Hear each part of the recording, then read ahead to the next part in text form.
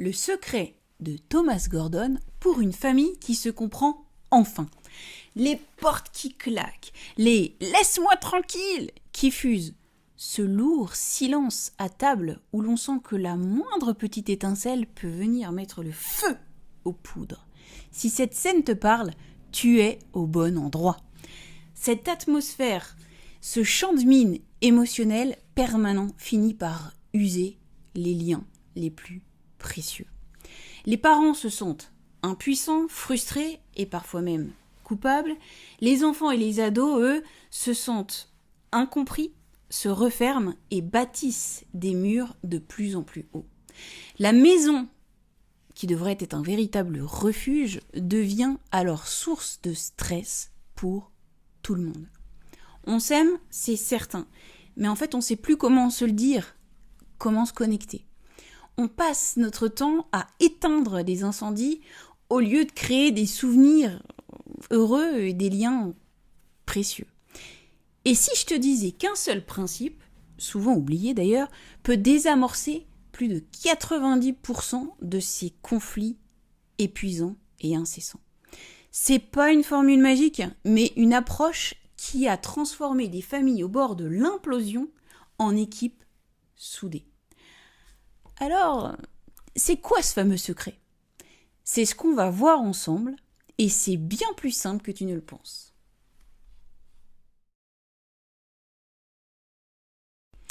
Si tu t'es reconnu dans ce portrait, rassure-toi, tu n'es pas seul. C'est pas le signe que ta famille est cassée ou qu'il y a un manque d'amour, c'est simplement le symptôme d'une façon de communiquer qui ne marche plus.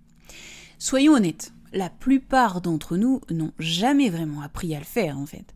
On reproduit souvent sans s'en rendre compte les schémas qu'on a connus. Et quels sont ces schémas ? Le plus courant, c'est le langage de l'accusation, le fameux « message tue ». Tu ne ranges pas ta chambre, t'es toujours sur ton téléphone, tu m'écoutes jamais. Le psychologue Jacques Salomé parle alors du message tue qui tue, T-U-E. Et il avait raison. Ces phrases, même si elles partent d'une frustration bien réelle, ont un effet dévastateur. Elles mettent immédiatement l'autre sur la défensive. Personne n'aime se faire pointer du doigt ou juger, que ce soit un enfant, un ado ou un adulte. La réaction naturelle alors, c'est soit de contre-attaquer, et toi t'es parfaite peut-être, soit de se fermer comme une huître, soit de fuir en catimini ou carrément en claquant la porte. De toute façon, dans ces trois situations, en fait le dialogue il est mort avant même d'avoir commencé. Un autre piège classique, c'est de vouloir sauter sur la solution quand notre interlocuteur a un problème, avant même d'avoir écouté le véritable problème.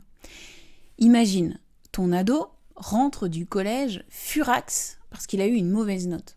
Et ton premier réflexe, alors, ça va être de dire « Oh, mais c'est pas grave, t'inquiète, tu travailleras mieux la prochaine fois. » En faisant comme ça, en fait, sans le vouloir, tu balayes son émotion d'un revers de main et il ne se sent donc pas entendu, pas accueilli, et la prochaine fois, il y a de fortes chances en fait qu'il ne te dise absolument plus rien.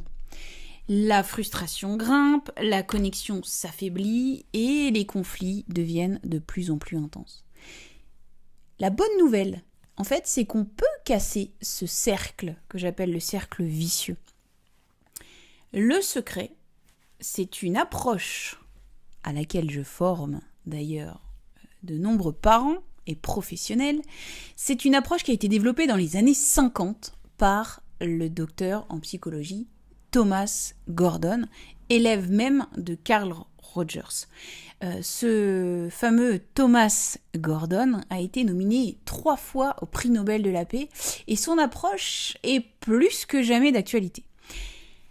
Elle repose sur 3 piliers fondamentaux qui, ensemble, peuvent littéralement reconstruire ou renforcer la communication chez vous.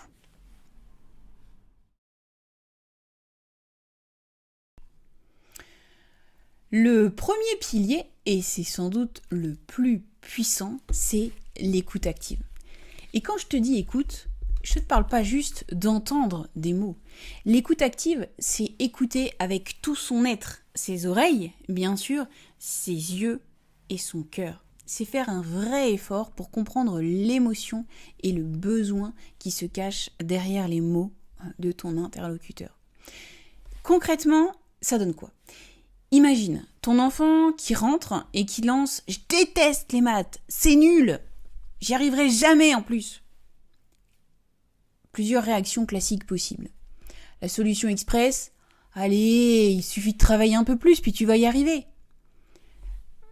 L'option minimalisation, mais non, me dis pas ça, t'es très intelligent.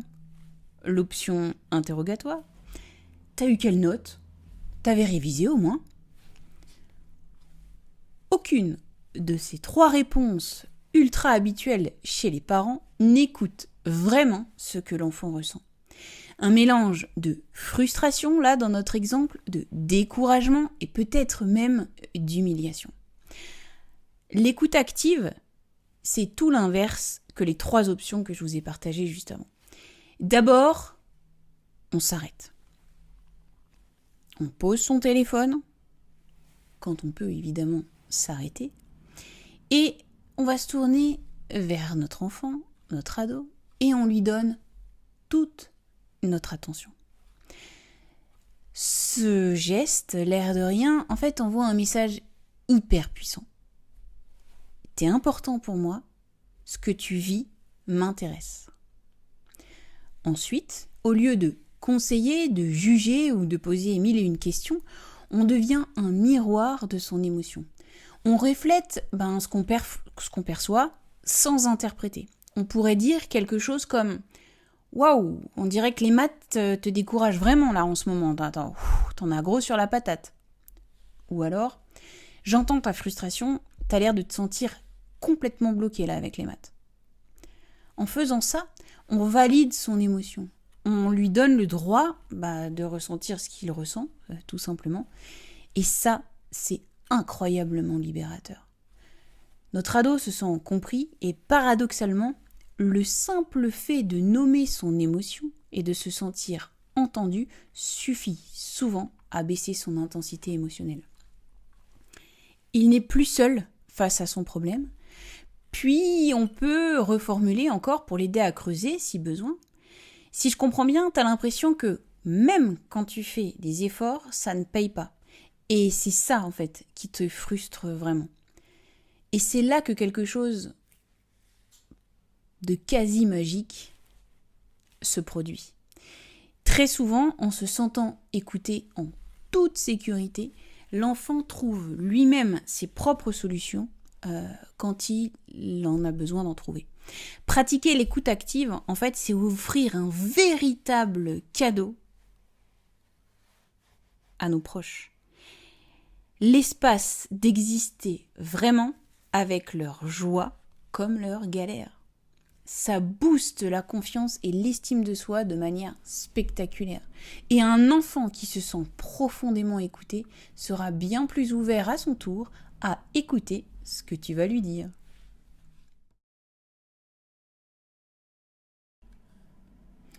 Maintenant qu'on sait écouter, il est nécessaire d'apprendre à parler. Et pas n'importe comment.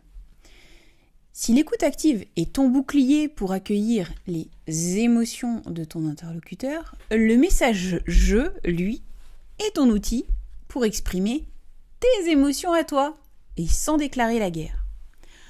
On l'a vu, le message « tu » accuse et monte des murs.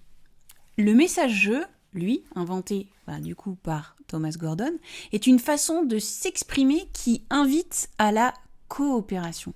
C'est une technique pour parler de soi, de ce que l'on ressent, sans pointer l'autre du doigt.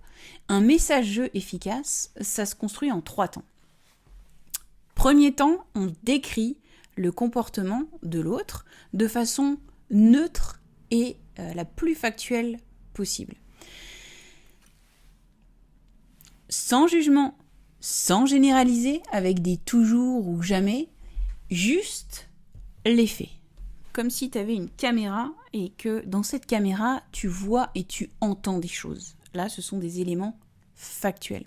Par exemple, quand je vois ton sac de sport et tes chaussures au milieu de l'entrée, donc là, c'est la première étape qui va être la description du comportement. Deuxièmement, on exprime notre propre ressenti. Et c'est là que, évidemment, je vais utiliser le « je ». Je me sens frustrée ou j'ai peur, d'accord ? Et troisièmement, on explique la conséquence concrète que le comportement de l'autre a pour nous. Et j'ai peur que quelqu'un se prenne les pieds dedans. Est-ce que tu vois la différence ? Donc, message en 3 parties. Tu as laissé ton sac de sport au milieu de l'entrée et j'ai peur qu'on se prenne les pieds dedans et que quelqu'un tombe. Et 3 parties. Est-ce que tu vois la différence par rapport à l'habitude du message « tu » qui tue ? T'es pas croyable, tu penses qu'à toi, tu laisses toujours tout traîner, c'est un bazar à cause de toi. En fait, avec le message « tu » qui tue, et notez la différence entre le « tu » descriptif, tu as laissé ton sac à dos dans l'entrée, et tu es qu'un égoïste, tu penses qu'à toi, c'est toujours la même chose avec toi. Donc les « tu » n'ont pas la même intensité, tu descriptif et tu accusation. En fait, quand on utilise le message « tu » qui tue, notre interlocuteur, là en l'occurrence on va imaginer encore une fois que c'est notre ado, en fait il entend « je suis le problème, on m'attaque ». Donc forcément sa réaction sera de se défendre. La version message-jeu, quand je vois le sac et les chaussures dans l'entrée, j'ai peur que quelqu'un trébuche et donc tombe. L'enfant, en fait, l'ado, va entendre « ok, mon action a un impact sur mon parent, et là en l'occurrence même sur le reste de la famille. Il ressent ça à cause de ça, donc en fait, on ne l'attaque plus personnellement, parce qu'en fait on parle de notre monde à nous, de notre ressenti. On lui ouvre une porte pour qu'il comprenne notre monde à nous et on l'invite en fait à trouver une solution avec nous. Autre exemple classique, ton partenaire est en retard et t'as pas prévenu. Le message tu qui déclenche l'incendie, donc le message tu qui tue, t'es égoïste, tu penses qu'à toi, moi j'en ai marre de poireauter, quand même, tu devrais quand même penser à moi. Le message je qui ouvre le dialogue pourrait dire « quand t'es en retard et que je ne te vois pas arriver, en fait j'ai vraiment peur qu'il te soit arrivé quelque chose ». L'intention n'est plus d'accuser, mais d'informer. En fait, l'objectif, c'est de donner une lecture à notre interlocuteur sur ce qu'il se passe à l'intérieur de nous. Donc c'est « je » parce que c'est ce que je suis en train de vivre. Tu ne rends pas l'autre responsable de ton émotion, tu lui expliques le lien entre son comportement et ton ressenti, et ça augmente énormément les chances que ton besoin soit entendu. Alors évidemment, on va pas se mentir, ça demande de la pratique, ça devient pas comme ça, c'est clairement une autre langue à réapprendre, comme si tu apprenais une nouvelle langue à partir d'aujourd'hui.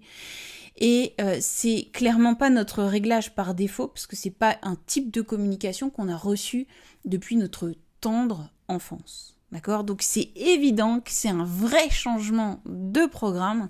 Par contre, ce changement de programme qui va te demander de l'entraînement, de la formation peut-être, et j'accompagne les familles au quotidien, je forme des familles au quotidien pour qu'elles puissent pratiquer ces outils, parce que comme une langue, elle a besoin on a besoin de s'entraîner, on a besoin de pratiquer, et donc les stages que j'anime sont tout à fait faits pour ça, pour pouvoir s'entraîner, pratiquer avec d'autres parents, mais j'interviens aussi avec des professionnels pour justement favoriser, pratiquer ces outils.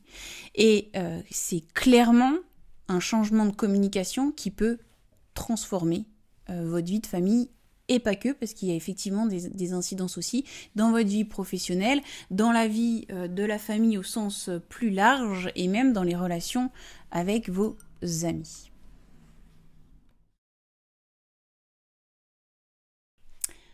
Alors, si tu ne l'as pas encore fait, pense à mettre un pouce bleu, à t'abonner à la chaîne pour avoir encore d'autres vidéos, pour pouvoir améliorer la communication avec des personnes qui te sont chères autour de toi, pour prendre soin de toi et quelque part créer ta parentalité qui te ressemble, et aussi prendre soin de toi pour montrer l'exemple à tes enfants, vivre ta vraie vie, et pouvoir autoriser tes enfants à vivre aussi leur vraie vie, et notamment quand ils seront adultes.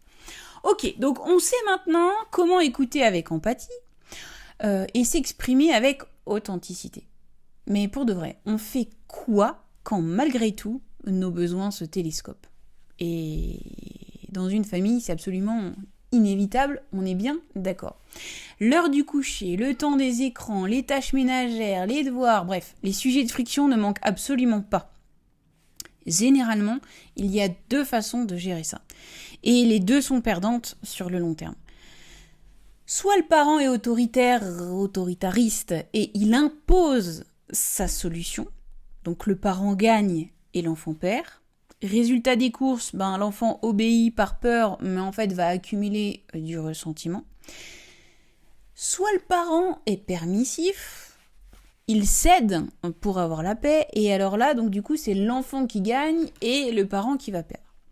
Résultat, le parent sent que ses propres besoins sont absolument bafoués et l'enfant n'apprend pas à tenir compte des autres. Et puis, pour le coup, on va être dans un épuisement sur le long terme aussi. Et l'objectif pour nous, en fait, ça va être de trouver cette 3e voie que vous allez pouvoir appliquer, que tu vas pouvoir appliquer avec l'approche Gordon, qui est en fait simplement la résolution du conflit sans perdant. Où en fait on va respecter les besoins de chacun, et un besoin humain c'est quelque chose qui est nécessaire à notre survie. Donc en fait l'idée c'est de respecter les besoins de l'enfant tout autant que celui du parent. De respecter le besoin du parent tout autant que le respect de l'enfant. L'idée est hyper simple, je vous l'ai dit en introduction, par contre elle est clairement révolutionnaire. Face à un conflit, en fait, on va plus chercher un coupable, on cherche ensemble des solutions, une ou plusieurs solutions d'ailleurs, créatives qui vont répondre aux besoins de tout le monde. Donc le processus, en version simplifiée, ça donne ça. En fait, il y a 6 étapes. La première, ça va être d'identifier le vrai problème. Quel est le vrai besoin de mon enfant ? Quel est le vrai besoin à moi ? D'accord ? Donc déjà, l'idée, c'est d'être en capacité, nous-mêmes, de prendre conscience de nos propres besoins. Ce qu'on n'a souvent pas appris à faire non plus d'ailleurs. Donc l'idée, ça va être de savoir, moi, quel est mon besoin et mon enfant, mon ado, mon conjoint, mon collègue de travail, quel est lui son besoin en face ? Par exemple, prenons un exemple de cuisine avec un ado.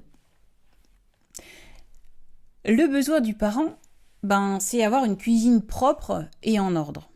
Le besoin de l'ado, lui, ça va être de décompresser après les cours. D'accord ? Donc, dans notre cas, l'idée, ça va être que chacun exprime son besoin et soit en capacité aussi d'écouter le besoin de l'autre. Brainstorming. Quelles sont les solutions possibles qui répondent aux besoins de chacun ? Donc là, pour le coup, on est dans une partie créative stricto sensu. C'est un brainstorming, donc on va tout noter, même les idées les plus farfelues, on va dire oh, mais c'est pas possible, de toute façon ça sera non.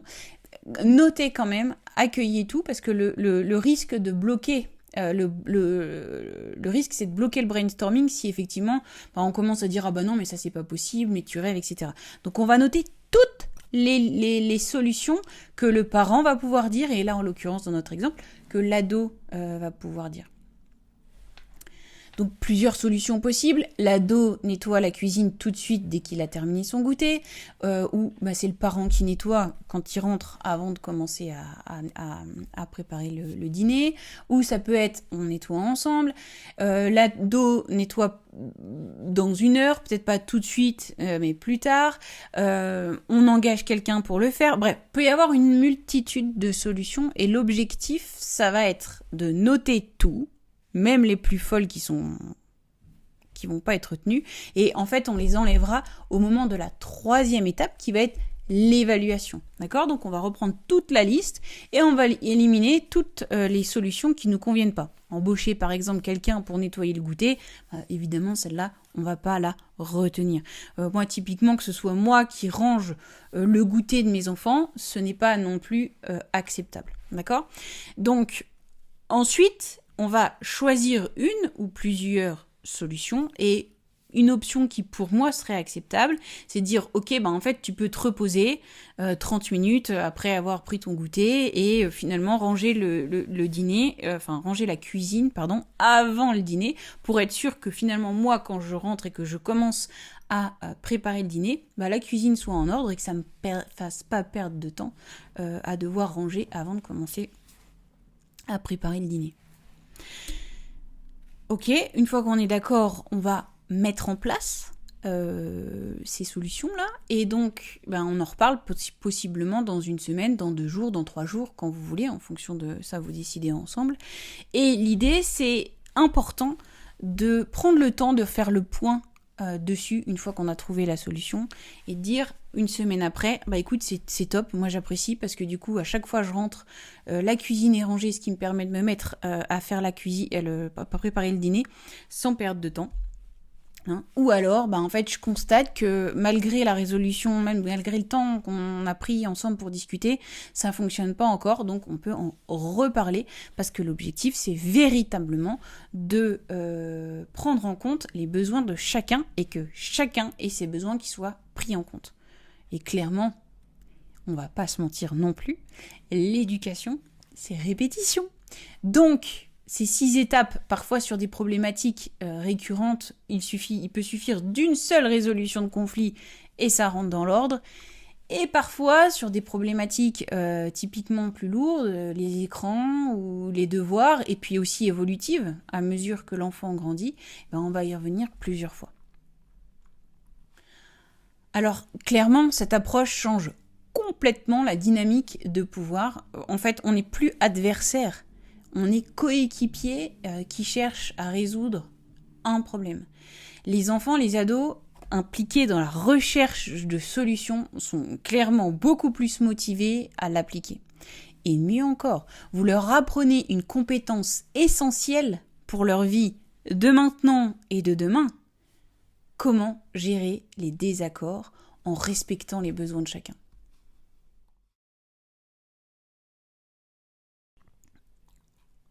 Au final, le grand secret d'une communication familiale réussie, c'est pas d'éviter les conflits coûte que coûte ou de devenir des parents parfaits qui ne s'énervent jamais.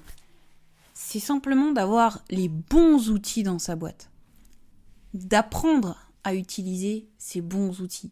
Et là encore, si ça t'appelle de pratiquer ces outils, je peux t'accompagner pour les pratiquer et les intégrer dans ta vie de famille.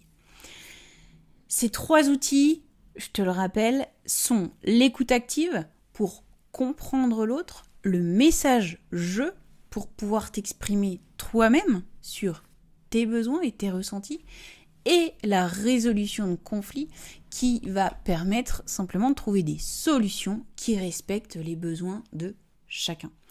Ce sont des compétences qui s'apprennent et se musclent avec la pratique. Je te le redis encore une fois, c'est fondamental. En appliquant ces principes jour après jour, tu fais pas que gérer des disputes. Tu bâtis une culture familiale basée sur le respect, l'empathie et la coopération. Tu montres à tes enfants que leurs émotions sont légitimes et que tes besoins comptent tout autant et qu'ensemble, vous êtes capables de surmonter les défis du quotidien. et ils sont nombreux. Tu ne répares pas juste des conversations. En fait, tu reconstruis des ponts. Bon, assez de théorie, place à la pratique. Tu peux me partager dans les commentaires ton plus grand défi de communication en ce moment, dans ta famille et même ailleurs, si ton cœur te le dit. Et qui sait, peut-être que les expériences de chacun vont vous inspirer les uns les autres, parce qu'en fait, souvent on a l'impression qu'on est seul avec nos problématiques, avec nos enfants, alors même qu'en fait on est absolument tous dans le même bateau. Si cette approche te parle et que tu veux d'autres outils concrets et infos pour des relations familiales plus unies, plus renforcées, tu peux t'abonner. Tu peux aussi cliquer sur le j'aime et on se retrouve très bientôt.